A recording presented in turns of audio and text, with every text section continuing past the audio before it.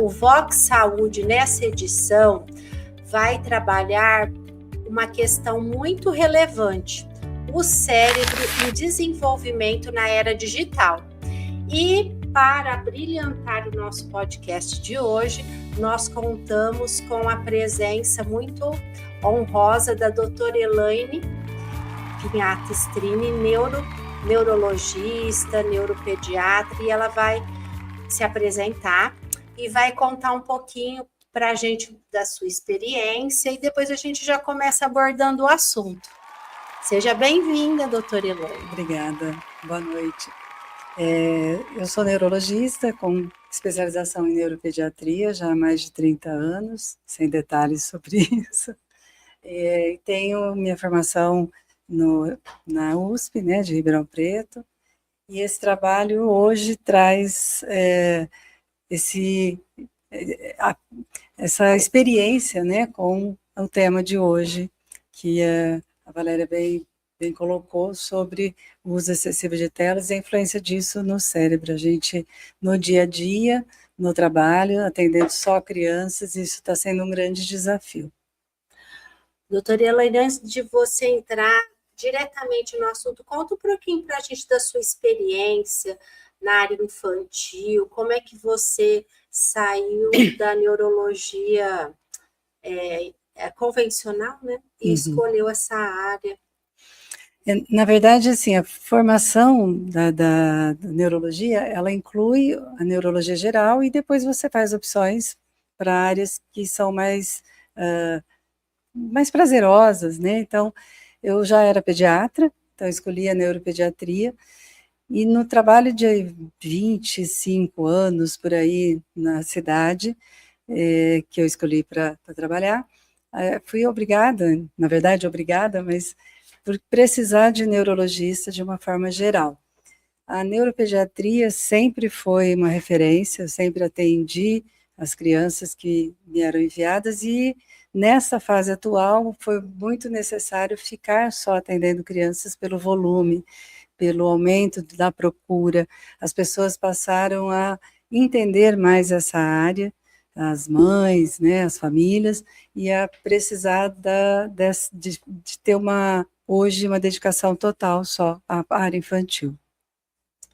E agora eu gostaria que você contasse um pouco para o público, né, para a comunidade, como que é a formação desse cérebro infantil, né? Como que se dá o neurodesenvolvimento, para a gente poder enfocar exatamente essas questões tão desafiadoras da era digital. Valéria, mais direcionada ao tema, eu diria que assim, olha, se você pensar, o cérebro ele não nasce pronto. O cérebro ele tem milhões de conexões, neurônios, que vão se formando de acordo com as fases, né, de cada idade e do que chega para esse cérebro. Então, vamos pensar numa cidade, e que nessa cidade, quanto mais as ruas vão sendo abertas, esse cérebro vai expandindo. Então, essas conexões são essas vias que esse cérebro vai se fortalecendo. E isso se faz através do ambiente, do contato com as pessoas. Então, o grande arquiteto do cérebro é esse ambiente que a gente vai formar a estrutura dele. Então, por isso é que pensar numa criança que se desenvolve essencialmente com uma tela e com coisas prontas que chegam para ele, isso vai ficar de extrema... vai ficar muito restrito e com vários problemas que a gente vai abordar aqui. Isso. A gente estava até comentando no início, né, antes da gente começar, que realmente... Antigamente, uma experiência minha, que eu ia lá no curso de gestante para abordar questões de como estimular o neurodesenvolvimento depois do nascimento, e hoje em dia o tema da era digital teve que entrar, porque os pais eles têm que ter um olhar diferenciado para essa criança que está vindo, né? Porque não está se oferecendo a estimulação como antes, né? Pensando aí em todas as áreas que são importantes aí, sensoriais, né? Que é a visão, o tato, os brinquedos. Tem um outro objeto que já vem junto aí, parece que até com o enxoval do bebê. Então, eu queria que você falasse um pouquinho dessa novidade que invadiu as casas, a nossa realidade. Parece que é isso que você comentou, né? As famílias não tiveram essa noção. E agora a gente está tendo que retornar para eles que isso não foi bom e que está trazendo consequências. Então, a noção de que isso é um novo brinquedo, é uma arma de distração, é um objeto onde eu posso deixar e fazer outra coisa, isso é tão frequente, que está difícil tirar essa visão a cada consulta, a cada família, a gente tem tentado fazer isso, porque ficou uma coisa como se fosse tranquilo e não se sabe mesmo.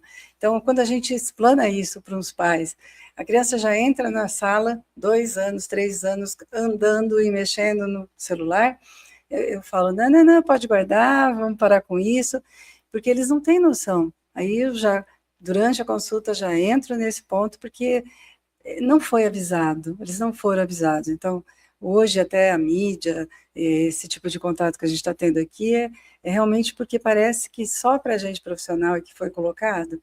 Não, eles também têm que ver, só que tem que começar pela família, né? Uhum. A família, os pais, se eles não derem o exemplo, de Sim, nada vai adiantar. sim.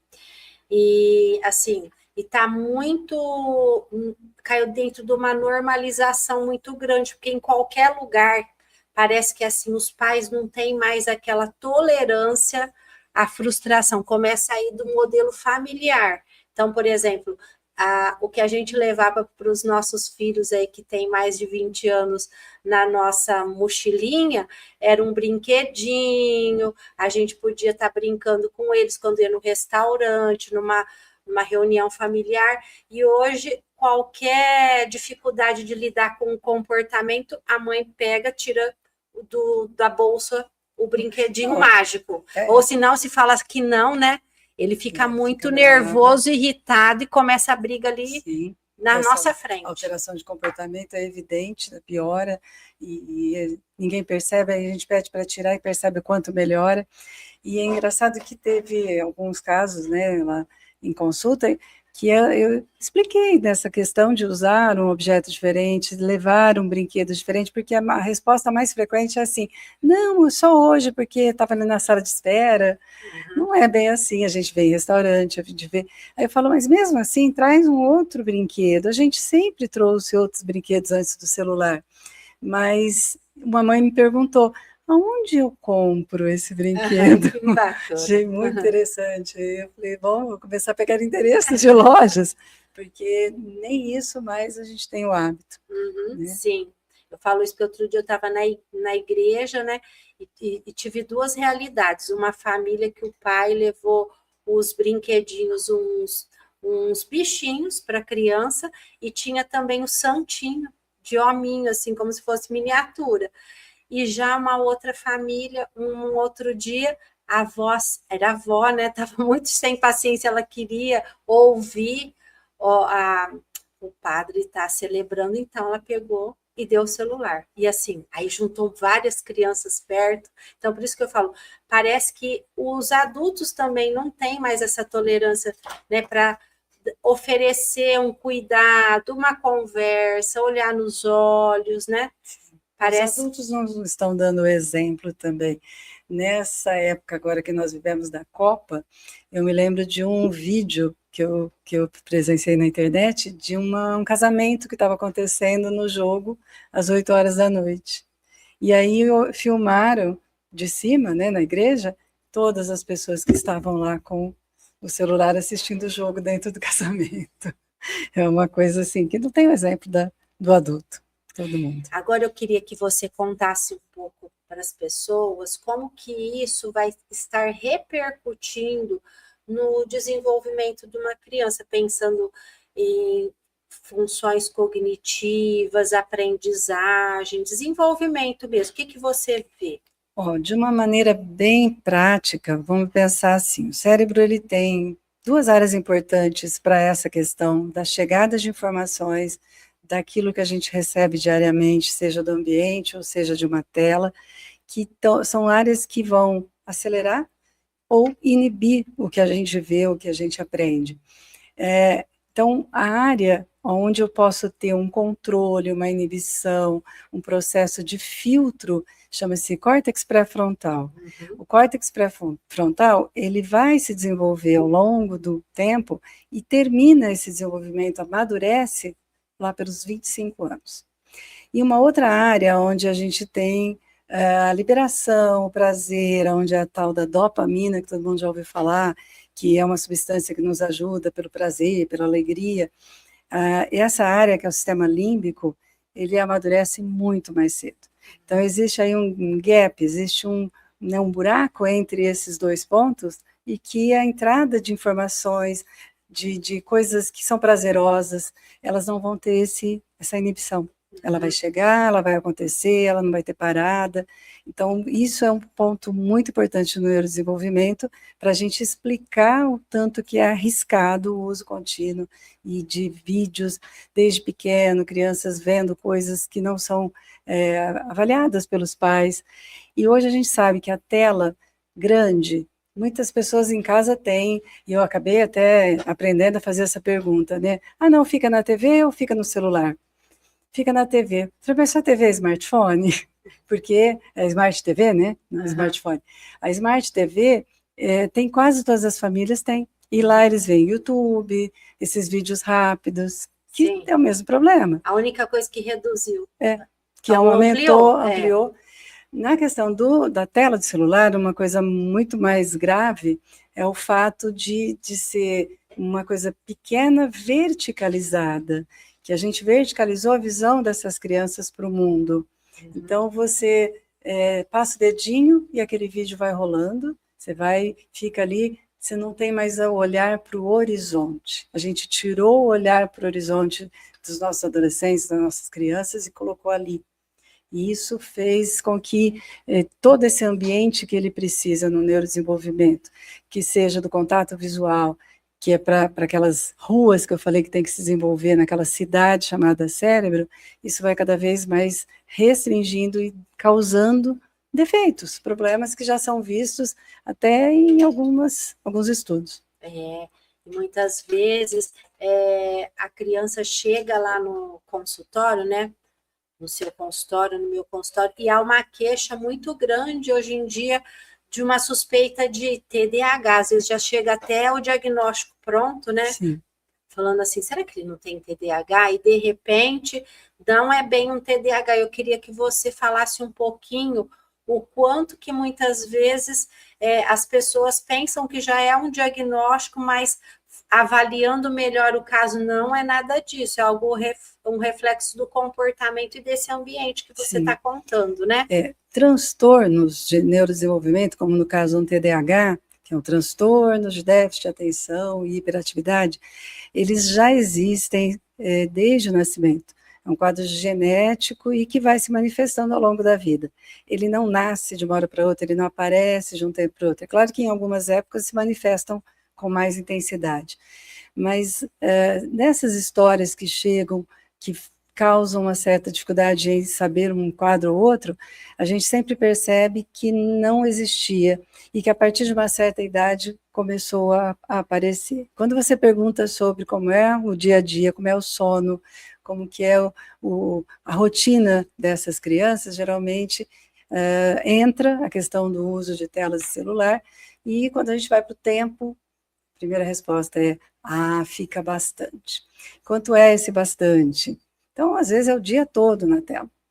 Se a gente tem uma questão mais comportamental na história, na queixa, dá tempo de você fazer essa mudança antes de pensar em diagnóstico de TDAH. E muitas vezes, quando está no intervalo de escola, não está tendo prejuízo de notas, eu dou aí uns 2, 3 meses para que os pais se organizem, vão dormir mais cedo, vão organizar, vão diminuir o tempo de tela, e no retorno tudo se refez. Então, assim, é preciso a gente ter esse olhar de quando começaram os sintomas, se não é uma coisa que vem desde pequeno, se começou de um certo tempo e que o uso de celular começou aí, provavelmente o diagnóstico tem que ser bem esclarecido e já vários e vários casos de mudança que não se fez para TDAH. Então, TDAH é um transtorno específico e esse uso exagerado pode causar inquietude, agitação, ansiedade, que se confunde bastante. E ali começa, não na criança, né, mas ela é um reflexo desse ambiente, né, que a gente está falando. Tem até um vídeo interessante que eu recomendo para as pessoas no YouTube que se chama Papai, Mamãe, eu quero ser um celular. Não sei se você já viu. Então, quando muitas vezes a gente é chamado aí na comunidade para falar da era digital, né, da criança na era digital, eu coloco esse vídeo porque realmente é uma criança que vê os pais chegando do trabalho e eles ficam ali, tipo, no tempo livre, a mãe falando com uma familiar, o pai resolvendo alguma coisa do trabalho, e a menina querendo a todo tempo uma atenção para brincar, para conversar. Então, no final, vocês podem ver a criança fala assim, papai do céu, eu queria ser um celular, né? É muito triste, né? É muito triste, mas, né? É a realidade. Como eu ouvi até uma observação da minha filha, né, recentemente, a gente não está ficando na internet, a internet está já dentro da gente, no dia a dia, né? Agora, conta um pouquinho para a gente como é que fica as evidências científicas em relação a esse novo que se instalou no desenvolvimento infantil na era digital. Eu acho que assim, a gente tem alguns trabalhos que começam a comprovar porque até as crianças perguntam, quando eu começo, 8, 9 anos, eu converso com os dois, põe a criança, a família, para falar, olha, sua mãe vai fazer isso, você concorda? Você vai obedecer? Nós vamos ter que diminuir. E aí eu começo a colocar que isso é científico, porque já tem trabalho sobre isso. Eu uso um termo, assim, para dar uma praticidade na história, que é o seu cérebro está atrofiando. Na verdade, não é bem assim, a gente sabe, mas já existem estudos, até com ressonâncias funcionais, feitos com algumas adolescentes e crianças, que comprovam áreas cerebrais sendo disfuncionadas, sendo desestruturadas. Então, tem 2 trabalhos que recentemente eu avaliei, que é sobre a linguagem, e que há uma perda até da capacidade, porque existem exames de ressonância que são para ver função de determinado lugar. Então, você avalia a imagem enquanto você está fazendo alguma coisa com a pessoa. Então, você pede para ela falar o nome de um objeto. E aí foram feitos estudos em pacientes que visivelmente tinham esse abuso de telas e que a área funcional da linguagem estava sendo debilitada, diminuída, a nomeação de objetos, então um atraso aí na linguagem. E um outro estudo que eu vi com adolescentes que entravam mais de 15, 20 vezes para dar uma olhadinha na internet, foram feitos estudos de ressonância anuais e mostrando que essa área de aceitação social, de percepção, de frustração, era muito mais prejudicada do que em outras pessoas que não tinham esse hábito. Então, realmente altera o comportamental. Isso a gente viu até que foi colocado recentemente regras e para a escola, né? No Brasil foi o que de primeira instância foi feito, né?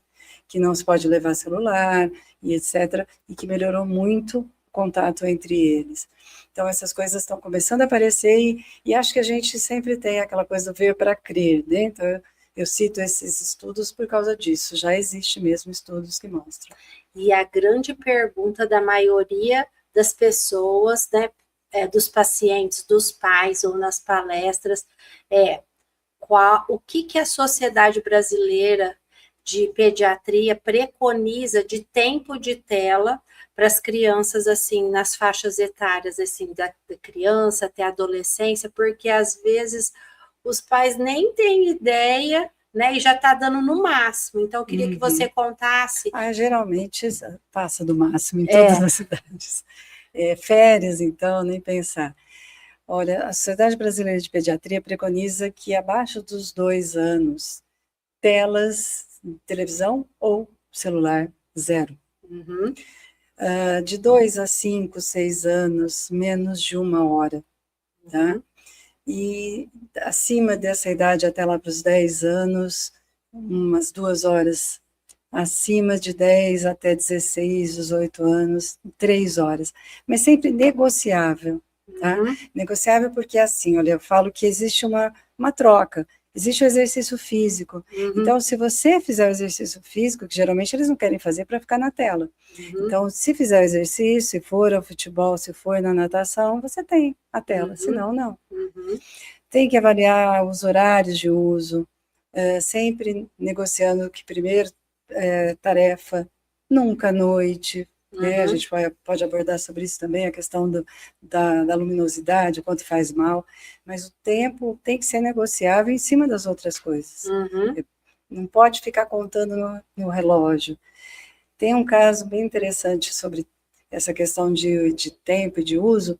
Eu trabalho muito com crianças com transtorno de neurodesenvolvimento e os autistas, eles ficam muito em tela, principalmente por ter alteração de comportamento.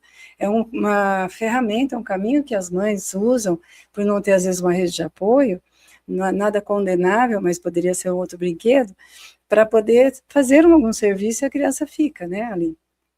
E aí teve um caso interessante de uma criança que, num quase final de ano, começou a ter alguns sintomas na escola e o pai era chamado, principalmente o pai, era chamado para buscar, porque tinha algum sintoma, não queria ficar, isso foi uma semana seguida. Aí eu perguntei para ele, e o que tinha? Chegava, levava para onde? Porque você tinha que trabalhar. Aí eu levava na minha sogra, na avó.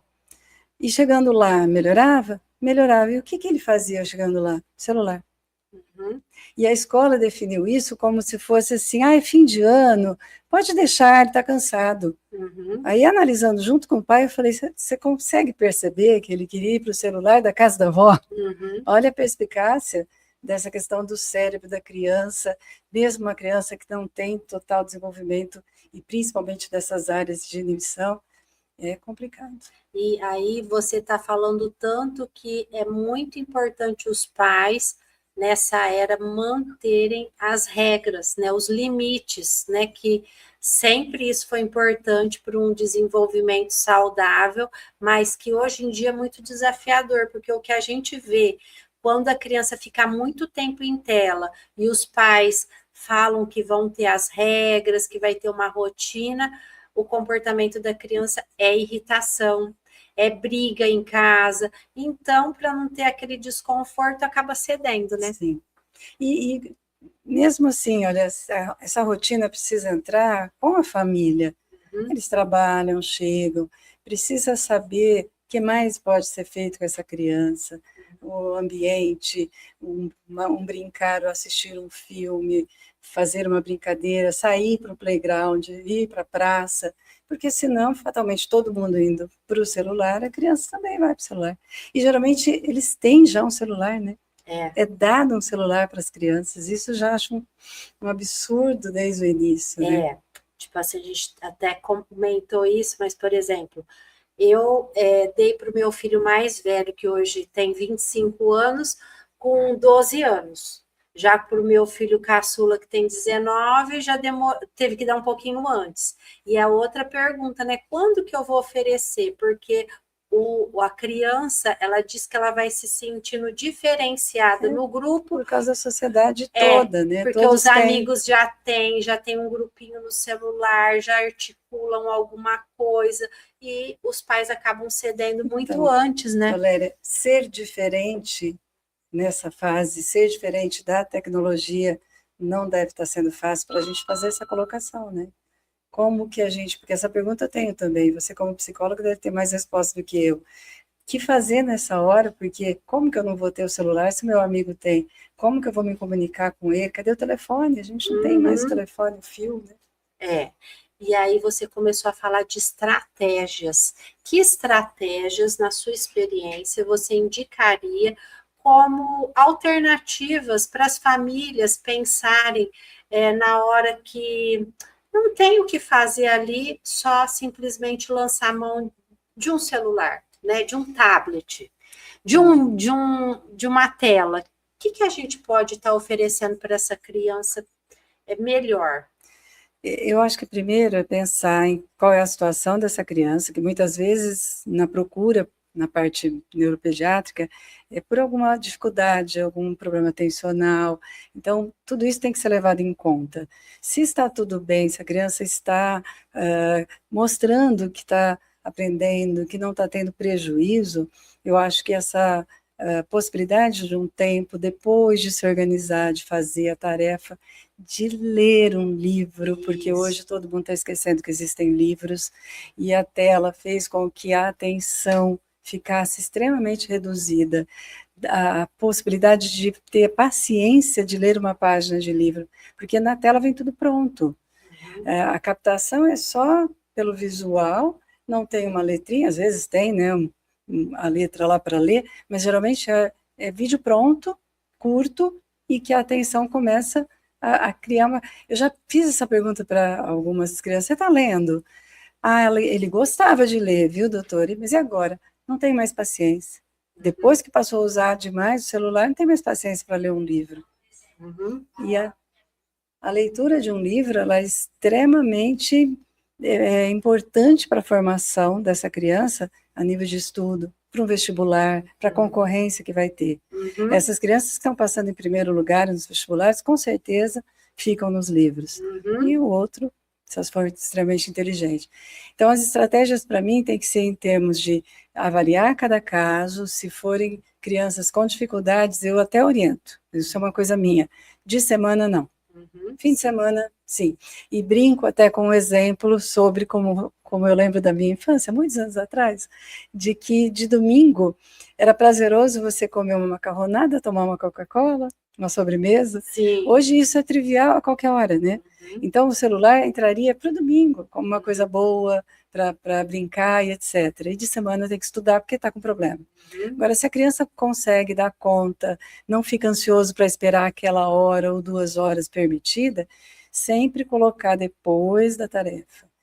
E precisou de estratégias porque geralmente eles falam, estou entediado, por que eu não posso usar, né? Não tem nada para fazer. Sim. E aí é uma questão. Tédio é muito importante. O tédio é criativo. O tédio faz com que você procure alguma coisa que não seja só aquilo lá que está pronto. Então, se a criança responder isso para vocês, tenha certeza de que ela está sendo uma criança. Criança sendo criança. Criança entedia mesmo. E com o celular nunca tem tédio. Tem sempre alguma coisa nova. E como você falou, a leitura abre espaço para a imaginação, para a fantasia, para as construções. Por isso que se a gente pensar, como você falou assim, tão importante para o desenvolvimento na juventude, para um vestibular, para uma concorrência de um trabalho, eles não estão tendo essa oportunidade, porque até quando é indicado lá a indicação de um livro, né, que nós temos aqui, nosso editor aqui da Vox, professor, as crianças querem ir lá pegar o resumo, né, para não ter esse tempo que vai dedicar ao livro, que senão ele está perdendo tempo. Eu já vi criança falando assim, não, eu não vou ficar lendo livro, isso é perda de tempo, né? Porque é uma necessidade, é um tempo mais demorado. Eles não estão mais acostumados a esperar. Esse tempo de internet, de tela, é uma coisa muito rápida. Os vídeos vistos são muito rápidos. Então, a liberação da dopamina, né? Então, a memória já encurtou, e a possibilidade de eu esperar já encurtou. Então, tudo isso é visível até nas consultas, sala de espera.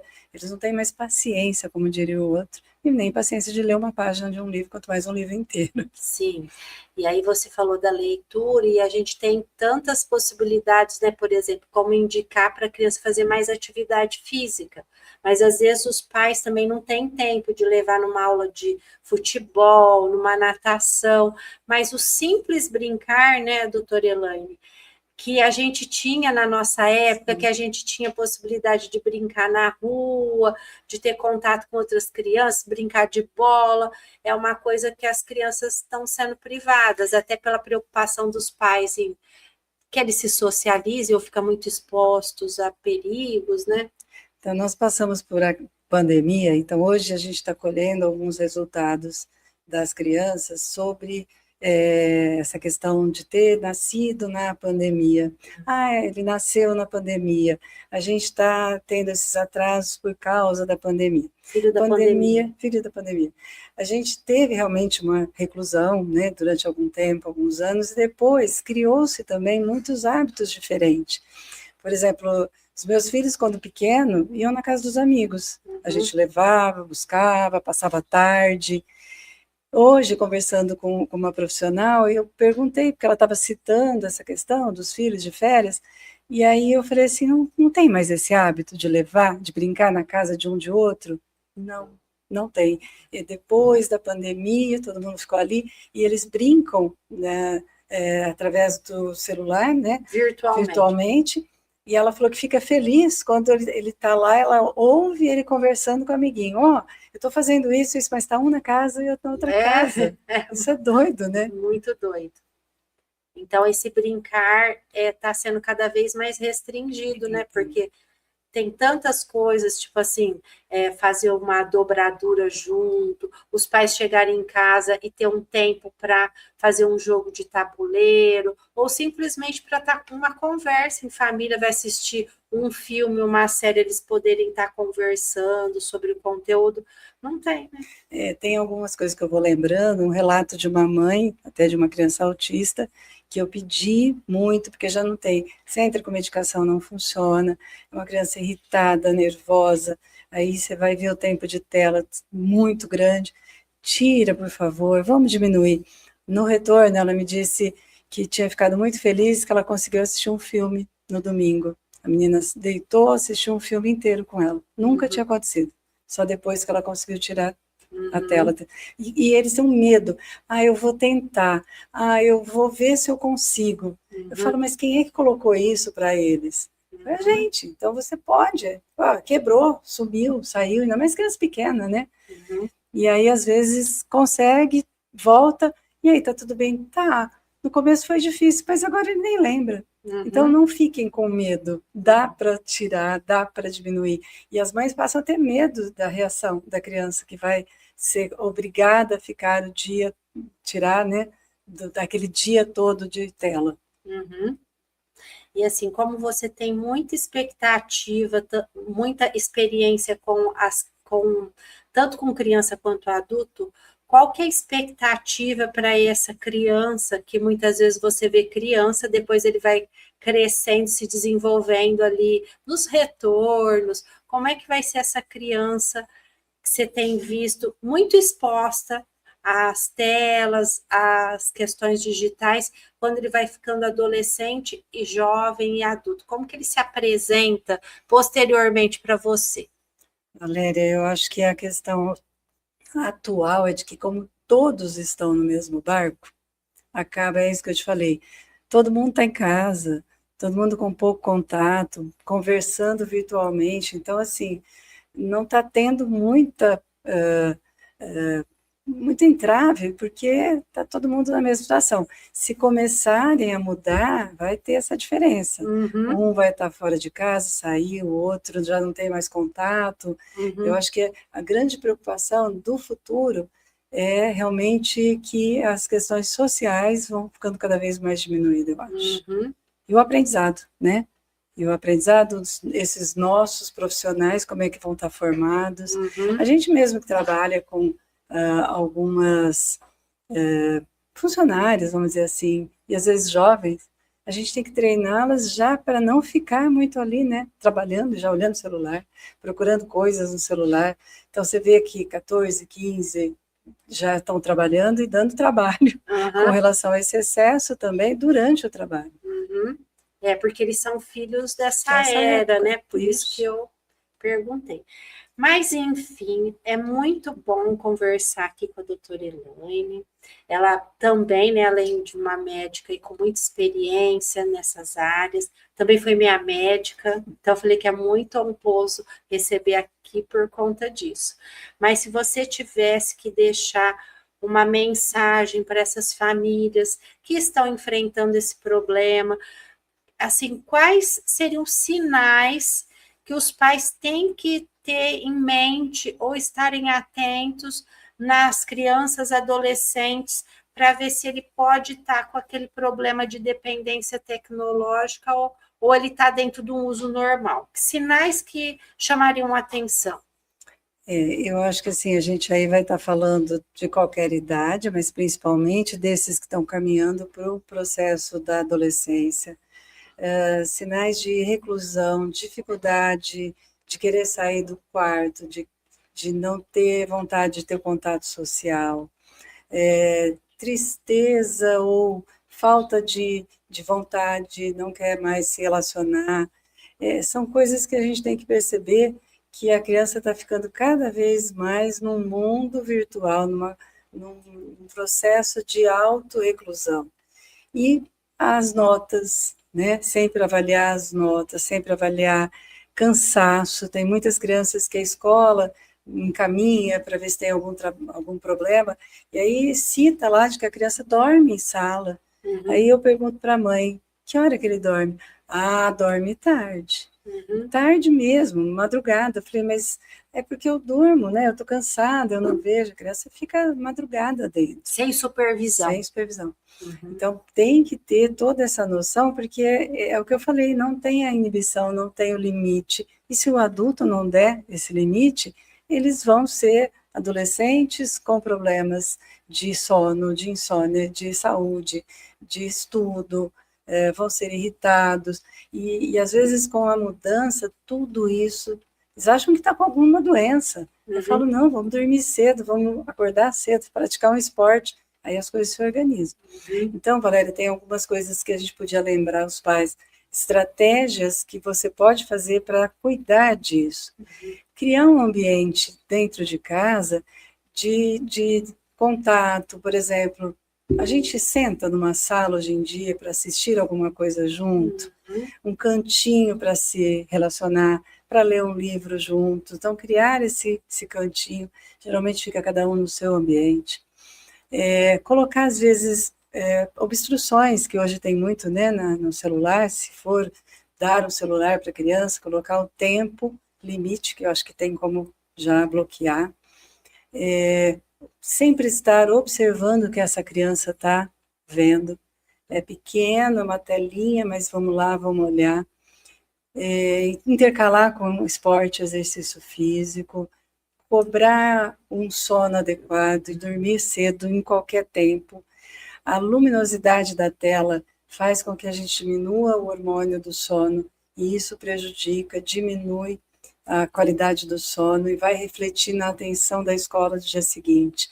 Então, regra de horários de dormir, tudo isso a família pode estar já observando, que vai ajudar bastante. Nossa, você tocou em algo tão fundamental quanto que os adolescentes e até as que estão já acessando conteúdos que são indevidos, pornográficos, jogos, né, que pode ser jogo de azar. Então, assim, o quanto que é importante a supervisão da família, os pais terem acesso a esses conteúdos.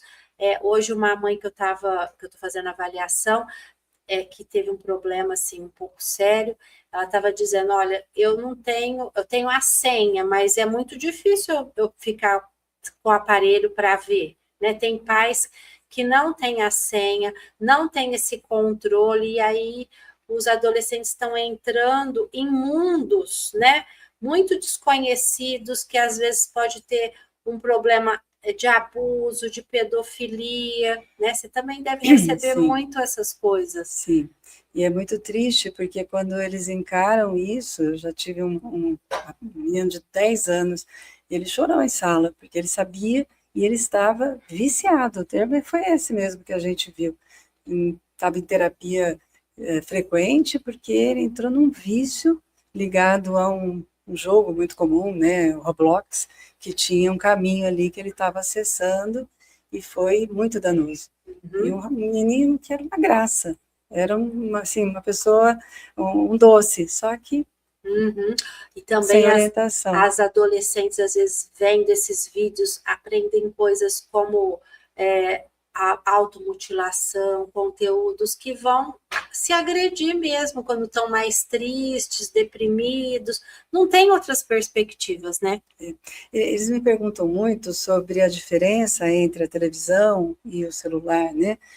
A televisão que eu conheço, que a gente acessava para as crianças, ela estava ligada, por exemplo, a filmes que eram previsíveis, fixos, aquela programação, ou aquele vídeo cassete, aquela, né, aquela fita cassete que você colocava, o Rei Leão, que se acessava 10 vezes, que hoje, nossa, se a gente colocar, vão perguntar se a criança tem hiperfoco, né? Mas assistia aquele filme 10 vezes.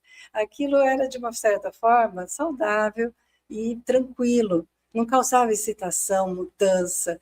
Então, a televisão hoje, dependendo do tipo, ela ainda tem essa coisa mais tranquila para a criança. Canais que são mais infantis. Agora, o celular, por ter esse acesso direto à internet, é que traz essa inquietude, essa agitação cerebral. Doutora Elaine, então, diga para a gente uma mensagem que você gostaria de deixar para as famílias em relação a tudo que a gente desenvolveu aqui hoje, em relação a esses desafios que é ser pai e mãe de crianças e adolescentes na era digital.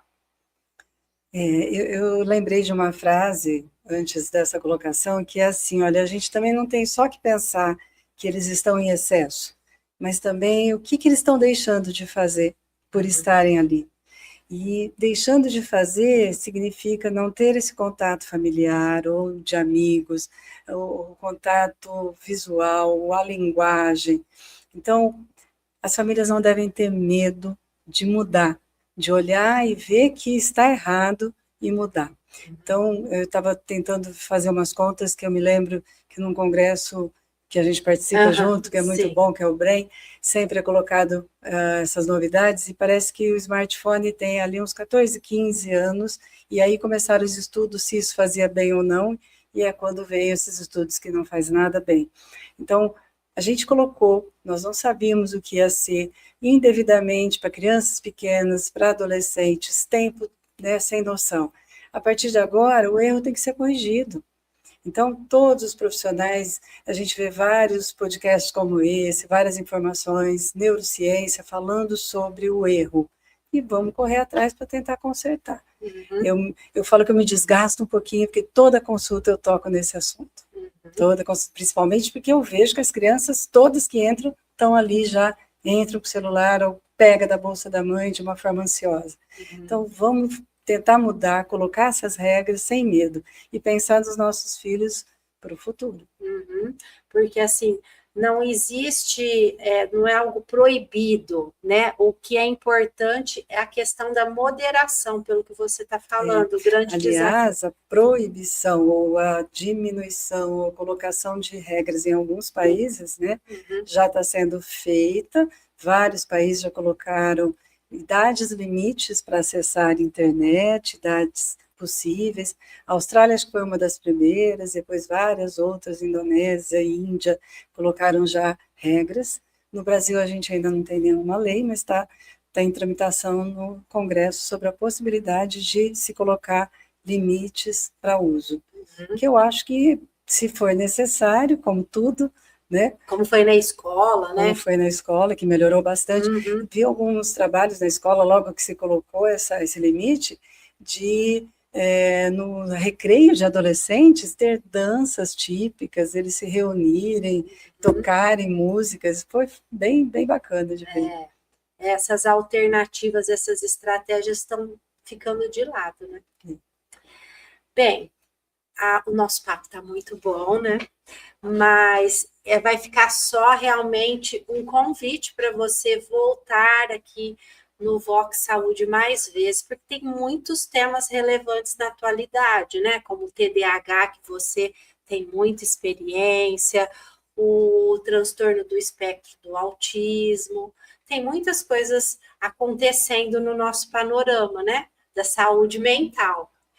E manter essa saúde mental em dia já é um grande desafio para todos nós, né? E o que eu falei, ser pais nessa fase é uma questão muito desafiadora. Então, a gente tem muito a aprender com profissionais como você, que tem experiência, que tem vivência, que se informa, que se atualiza sempre. É muito diferente da gente receber essas informações simplesmente a hora que está vendo lá o Instagram, né? Ou de um Disque Me Disque.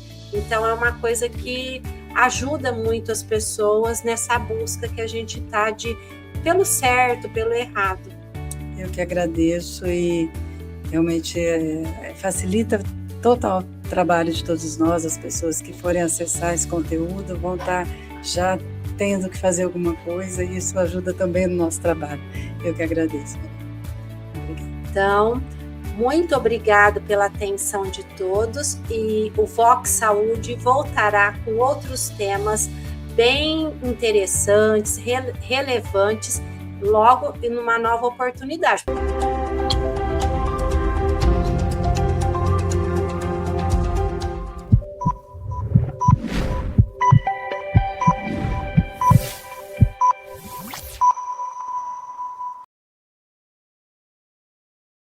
A Vox 016 nasceu de um propósito claro, dar voz às pessoas, contar histórias reais e fortalecer a identidade da nossa região. O 016 não é apenas um DDD, é identidade, é pertencimento, é cultura, é história. Ao longo dos anos, crescemos como veículo de comunicação regional, evoluímos, amadurecemos e agora damos um novo passo. Nasce o PodVox, o podcast oficial da Vox 016. Um espaço para ouvir, dialogar, debater, inspirar e transformar. Vivemos em um tempo de excesso de informação e escassez de profundidade. O PodVox nasce para mudar isso. Queremos ouvir histórias reais da nossa região, debater temas relevantes, educação, política, empreendedorismo, cultura e desenvolvimento regional. Dar espaço para novas ideias, valorizar quem faz a diferença no 016. Levar informação com responsabilidade e credibilidade. Não queremos apenas entrevistas. Queremos conversas que marquem. O que estamos construindo? O PodVox é um projeto de comunicação independente e regional. O nosso objetivo é estruturar equipamentos profissionais de áudio e vídeo, estrutura visual e identidade marcante, qualidade técnica de nível profissional, distribuição estratégica no YouTube, Spotify, Instagram e outras plataformas. Queremos criar um podcast de referência para a nossa região.